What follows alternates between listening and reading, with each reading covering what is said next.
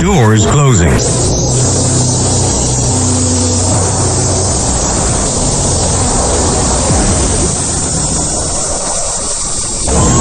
now, something completely different.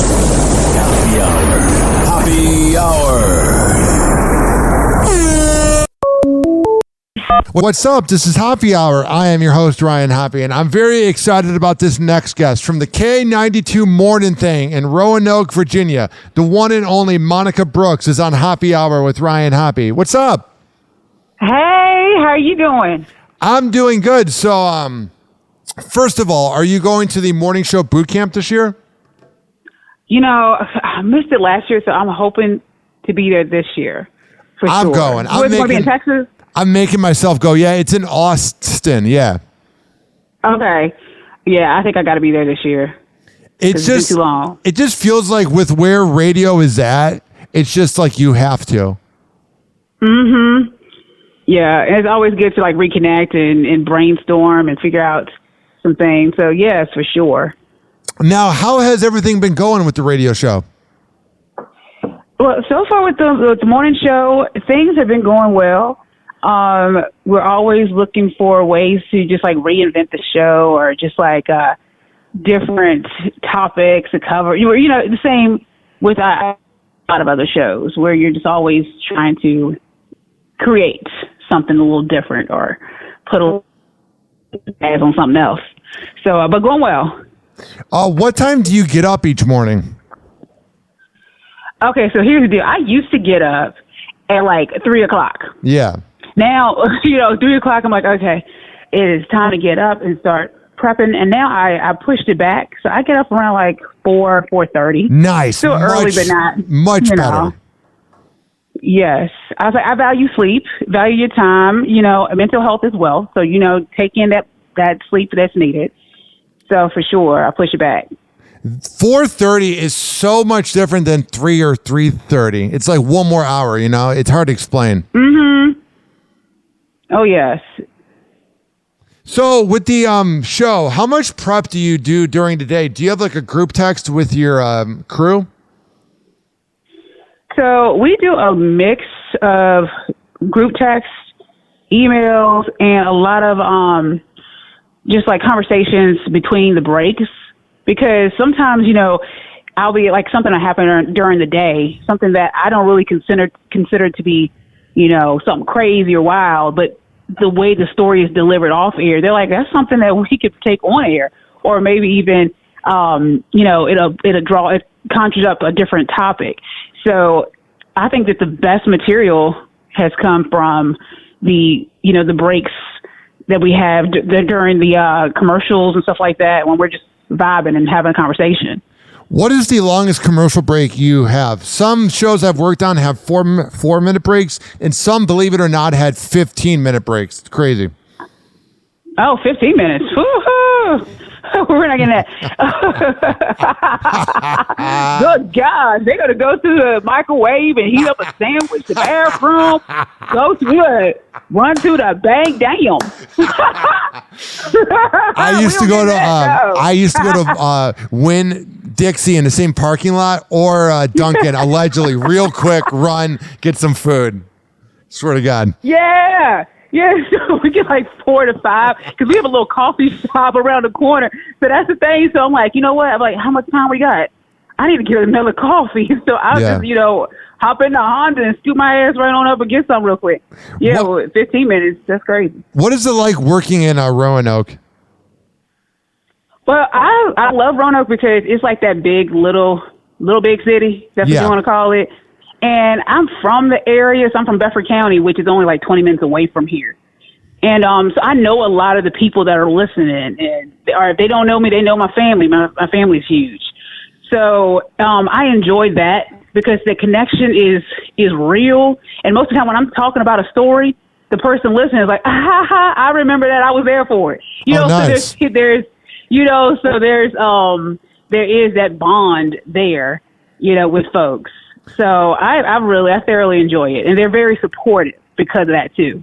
So I interviewed Danny Myers last week, and he said a lot of times when he worked there, he had to watch what he said in public because people could hear him.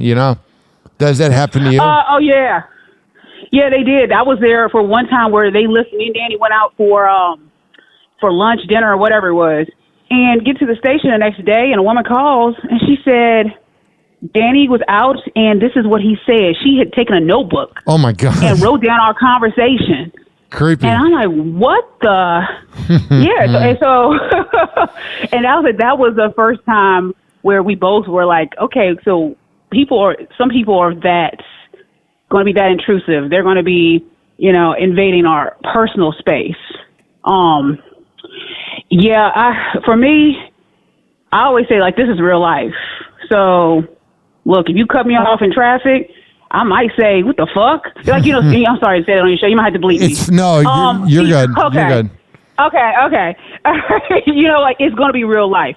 It's like, if you go to Walmart and say and come at me a certain way, and not that I'm an aggressive person, but I'm also not going to stand there and be like, well, Monica, go ahead and give your best shot. Punch me in the face. No, that's not going to happen. I know what you mean.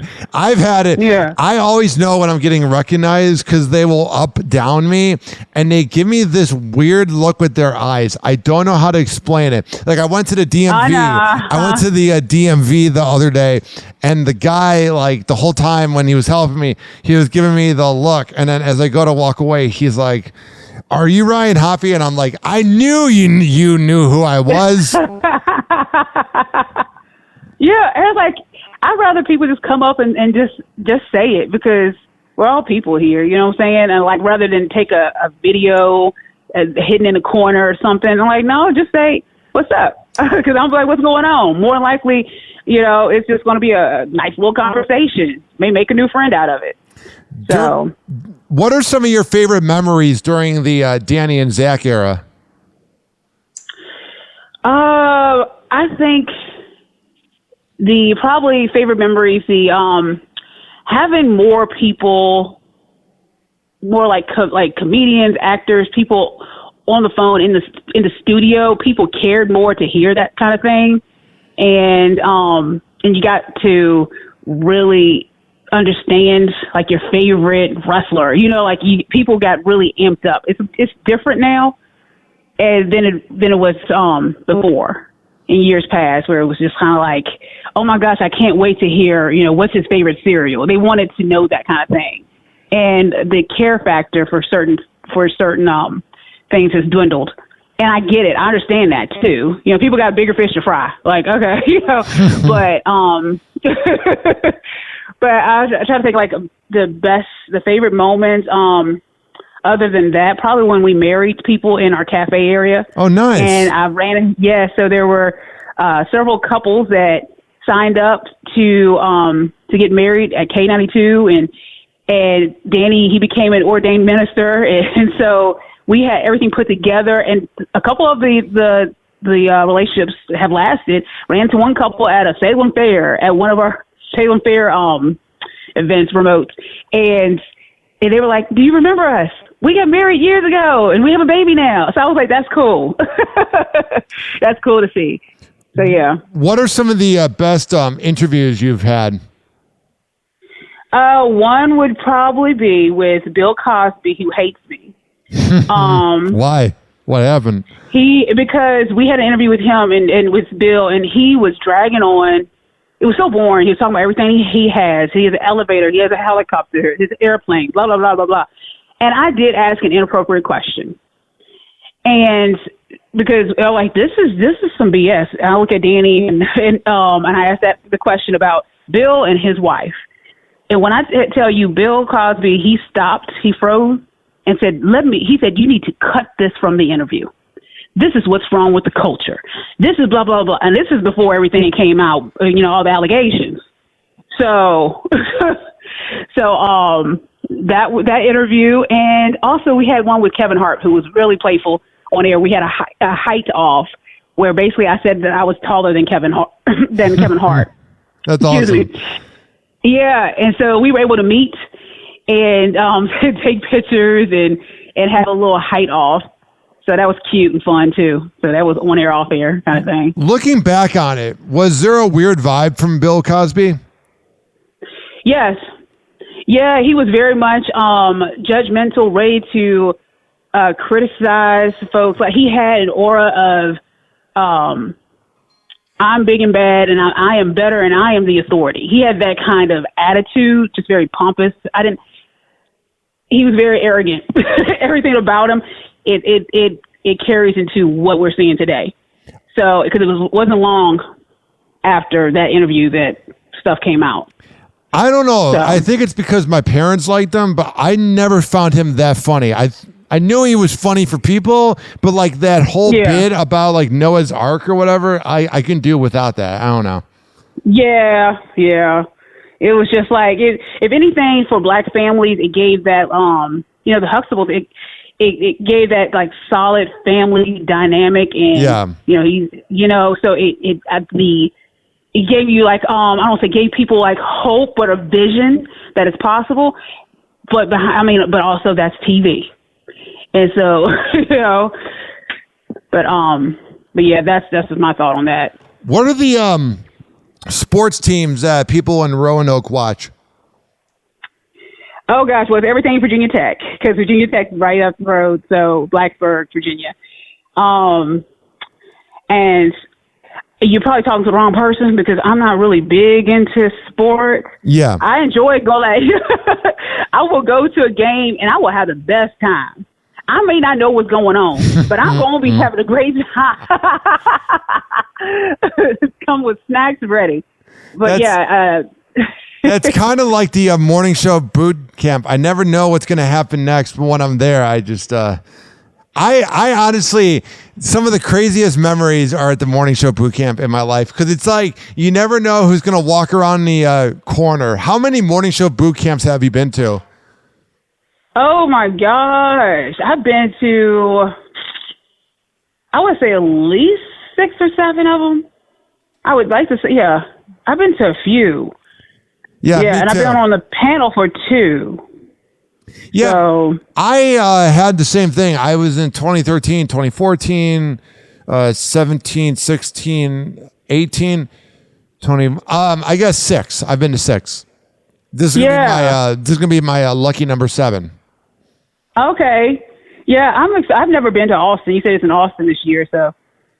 I'm kind of sad it's not in Chicago, though, because it's always an excuse to see my family because I'm from there. But yeah. Yeah, how many different airports do you have to go to flying from Roanoke? What's that process like? Oh, so it's just one. Oh, Roanoke. really? So Roanoke, we can hop on and be right there. So it's pretty good for Roanoke. But for you, how many? How many do I have to go to? Just one, I believe. If I fly to like North Carolina to see my family, I have to go to Atlanta because I'm going from there to Greensboro. But when I go to like Chicago, I just go to one. I'm not sure what's gonna happen this year. Hopefully, it's just Texas and I don't have to go to Atlanta. I'm not sure. I actually got to get the plane tickets in the room. I haven't done that yet. What I'm going to do is probably go to a hotel that's like right next door. That's like $300 less per day. Yes. I'd rather use that money on booze or whatever is going to happen at the boot camp. Do you have any mentors that have helped you? Like for me, mine are like Brother Weeze, BJ Shea, Rick Rumble. Are there any people that you kind of became really close to from the morning show boot camp? So a couple people that I stay in touch and follow is like Megan with Women in Radio. Oh, nice. Yeah. Yeah. So I enjoy following her, and some of the ladies within the group I've been able to reach out to and have questions. I could talk to them. Of course, Corey Dillon, who's amazing. Like, I think you know Corey. She's always, she's a girl. Yeah, she's a girl's girl. She's always keeping everyone up to date via email or checking in, and she's easy to get hold of. And so I do appreciate her voice and talking to her as well. And Lindsay Cochran, she's a good one. Yeah, she's awesome. Yes, that's why I love to just, chat with Lindsay. She knows the ins and outs of radio, and any questions about it, she's happy to answer. And so And I was like, and of course, I always try to take in mind that time is valuable. So when I talk to folks like that and just understanding that they're willing to give me 10 minutes, like, thank you, it's so I always enjoy that. And I've also talked to some ladies that have entered in to the field and welcome them asking me any questions, any way that I could help. I think about it too, where a lot of times I think I'm like, I was a part of someone's life for an hour. So for example, like I've interviewed, it was 8 years ago when he was not as big as he is now, but he was still big. I interviewed Charlemagne the God about 9 years ago for about 30 minutes when he was easier to get a hold of before all the markets. And I'm like, I was a part of Charlemagne's life for 40 minutes. So I know what you mean about like when you're talking to other radio people, like I always, for example, my version is Mike McVeigh. Whenever I talk to Mike McVeigh, I always get to the point because I'm like, that guy has got so many clients, but there's a lot of bad things about radio. But I feel like at the morning show boot camp, that's when you kind of rejuvenate and you see people again and that. It is. It's a time because a lot of times, folks can feel like alone in any industry or just in life and certain things, certain phases of life. So it's good when we can come together and say, man, this is what I'm going through. And, a lot of people have been laid off or trying to find work. And it's like you can connect. You never know who you connect with or who's like right there one step away. So I think it is a great thing to go to radio boot camps. What's been the biggest difference, in your opinion, from when you first got into radio and now? The biggest difference would probably be, I always shared a lot of myself, but now I share more because of social. Yeah. And, so that was different because for the longest time, no one knew what I looked like. And I have 2 kids. I mean, I have one that's about to turn 17. So it's like, so just sharing and having people actually know what we look like or being on the bus, stuff like that. We didn't have a lot of that when I first started. So it was easy to just run into the grocery store. No one knew. Do you miss that at all? Share more. I do. And I do miss that sometimes because, like I said, sometimes people they can't draw that line in the sand and say, okay, this is a human being. Oh yeah, for sure. Should not say this or do that. And with me having children, that I don't want them too heavily involved in any kind of mess, or have some strangers walk up to them, approaching them as if they know them. They know the rules. I think that, I think you told me about that when we were drinking at one of the bars with your husband, where like someone came up to you and your kids and you got like mad or something. Yeah, because one time when my daughter was, she was like maybe 3 or something, and they thought that they could go up and pick her up. Oh no! Because they've heard because they had heard so much about her. And they knew they followed through my pregnancy. In their mind, they felt that connection, and that's a no. Not at all. So stuff like that can easily cross the line. What do you think about the future of radio, where it's going? I feel like radio is going to stay around. I'm a little nervous that there may be a slight, I don't want to say lull or like we may hit a brick wall with AI, Yeah. Because I don't know if you listen to some of those AI shows where some of them sound legit. I was like, that's a little concerning. So, like, no one said anything. Would that be believable? Yes, it would. But that's when we also have to lean on our being creative, our creativity, and also once again bonding and connecting with the audience in that real way where they say, oh, I know that's real. I talked to her about that subject. Or, like there's things that that people are going to rely on where they need a real person to deliver the information. So now, before I let you go, could I get you to record a liner for me? Oh, sure. Hey, have it say, hey, this is Monica Brooks from the K92 Morning Thing, and you're listening to Happy Hour with Ryan Hoppe. Okay. Hey, this is Monica Brooks with the K92 Morning Thing, and you're listening to Ryan Hoppe on the Hoppe Hour. Perfect. Now, before I let you go, Monica, where can people find your show? Okay, well, they can find us. Go to K92radio.com. We're on the TuneIn app, as well as you can check us out on all socials. You can cover all those bases of K92 FM on Facebook, IG, TikTok, all that business. And you can find me there, Monica Brooks. Well, Monica, it's been a lot of fun having you on the show. Hopefully we get to meet up at the morning show boot camp. And if we do, we definitely need to drink a little bit. Yes. Keep up the good work, Monica. Thank you for calling in the Hoppe Hour with Ryan Hoppe. I appreciate it. Oh, you too. You have a good one. All right, you too, Monica. Thank you. Thank you. Bye-bye. And that was Monica Brooks from the K92 Morning Thing as she called in the Hoppe Hour. Now, if you want to check out my show is similar to like Danny and Zach back in the day and the current format of the K92 Morning Thing, just a little more risque, and I talk about celebrity news. So go to every single major platform that has a podcast and search up Hoppe Radio, Hoppe Radio. And it's RyanHoppe is how you pronounce my name. And it's RyanHoppe Radio on all major podcasting platforms. This is Hoppe Hour with Ryan Hoppe. I am your host, Ryan Hoppe, signing off. TikTok, clocks a joke, we're playing cruel pranks. Hoppe's hour almost done, feels like robbery in banks. Ryan Hoppe on the mic, dropping wisdom in streams. Syndicated sorrow, now it's time to shatter dreams. Oh, the Hoppe Hour is coming to a close. Radio waves fading like a wilting rose. Laughter and joy dissolving in the air, but we keep the rhythm. Oh, life's just so unfair.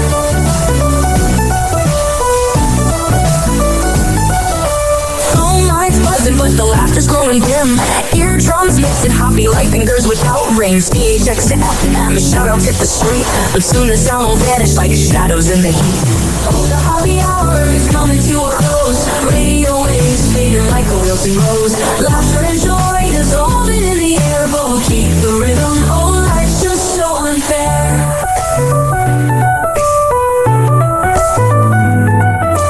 Phone lines buzzing, but the laughter's growing dim. Eardrums mixing Hoppe like fingers without rings. PHX to FM, shout-outs hit the street. But soon the sound will vanish like shadows in the heat. Oh, the Hoppe Hour is coming to a close. Radio waves fading like a wilting rose. Laughter and joy dissolving in the air, but we'll keep the rhythm. Oh, life's just so unfair. Oh, life's just so unfair.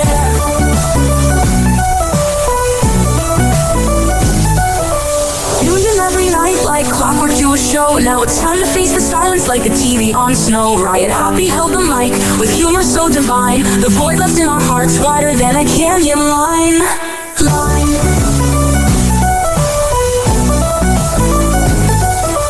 Empty fever, silent time, but coming to an end like a roller coaster stopping round the river's bend. Hoppe's jokes and jabs, these are daily grind. Now silence louder than the thoughts we can't rewind. Oh, the Hoppe Hour is coming to a close. Radio waves fading like a wilting rose. Laughter and joy dissolving in the air, but we'll keep the rhythm. Oh, life's just so unfair. The Hoppe Hour is coming to a close. Radio waves fading like a wilting rose. Laughter and joy dissolving in the air, but we'll keep the rhythm. Oh, life's just so unfair. Hoppe Hour. Hoppe Hour.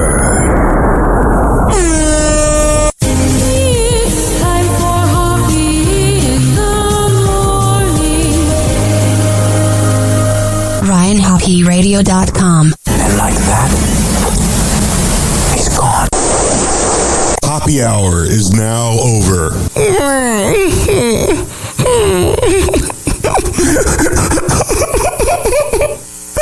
Hoppe Hour is now over.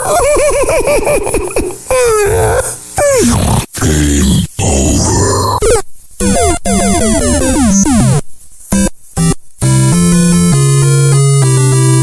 This concludes our broadcast day. Good night, and God bless America. Doors closing.